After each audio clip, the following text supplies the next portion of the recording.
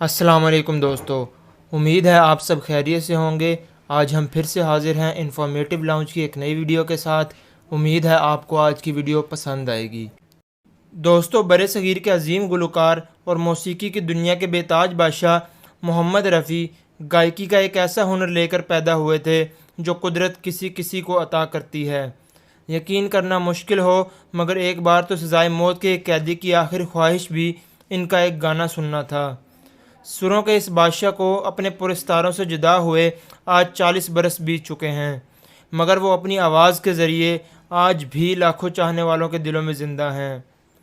24 دسمبر 1924 کو پیدا ہونے والا یہ گلوکار داتا کی نگری کے معروف محلے بھاٹی گیٹ کی گلیوں میں پل کر جوان ہوا۔ وہ ہر روز شہر کے سب سے بڑے لانس گارڈن جا کر اپنی سریلی آواز کا جادو جگاتے تھے۔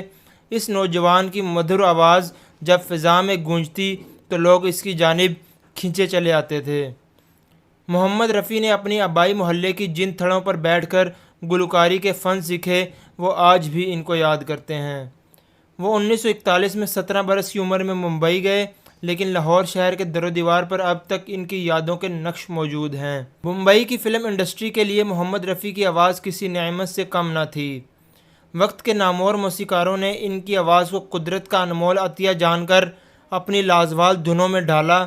فلم انمول گھڑی کے گانے سے کیریئر کا آغاز کرنے والے رفیع نے ساری زندگی پیچھے مڑ کر نہیں دیکھا۔ یکے بعد دیگرے کئی خوبصورت گیت رفیع کی پہچان بنے اور کامیابی ان کے قدم چومنے لگی۔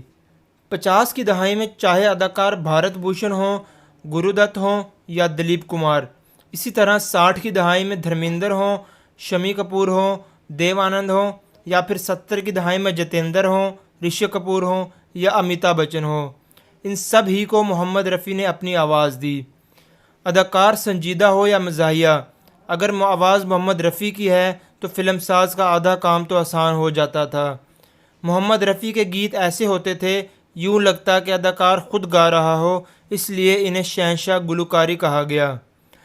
ویسے تو محمد رفیع کے یادگار گانوں کی تعداد بلا شبہ بہت زیادہ ہے، کیونکہ 3 دہائیوں سے زیادہ طویل کیریئر کے دوران انہوں نے بہت زیادہ کام کیا، مگر بہت کم لوگ جانتے ہیں کہ محمد رفیع کا ایک گانا ایسا بھی تھا جس کو گانے کے دوران ان کے حلق سے خون بہنے لگا تھا۔ یہ فلم بیجو باورا کا گانا او دنیا کے رکھوالے تھا، جسے شکیل بدیوانی نے تحریر جبکہ موسیقار نوشاد علی نے کمپوز کیا۔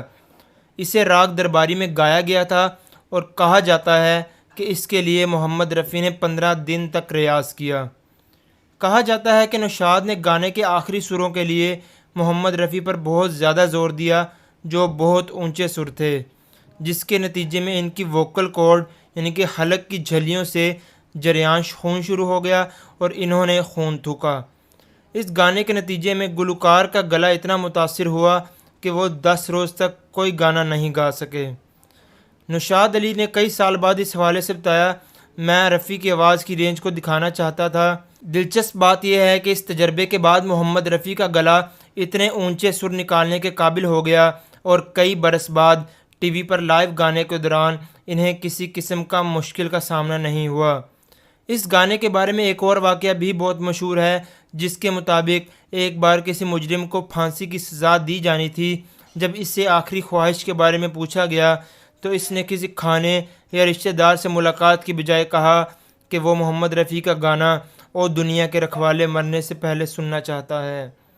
جیل کے حکام اسی خواہش کے بارے میں جان کر دنگ رہ گئے اور اسے پورا کرنے کے لیے ٹیپ ریکارڈر پر اس گانے کو قیدی کو سنایا بھی گیا۔ تو دوستو، یہ تھا ایک عظیم گلوکار کی زندگی کا ایک بہت ہی عجیب و غریب واقعہ۔ امید ہے آپ کو آج کی ویڈیو پسند آئی ہوگی۔ ویڈیو کو لائک، کمنٹ اور شیئر کرنا مت بھولیے گا، اور اگر آپ نے ابھی تک ہمارا چینل سبسکرائب نہیں کیا تو سبسکرائب کریں اور بیل آئیکن پر ضرور کلک کریں تاکہ آپ کو ہماری ہر نئی آنے والی ویڈیو کا نوٹیفیکیشن مل سکے۔ اللہ حافظ۔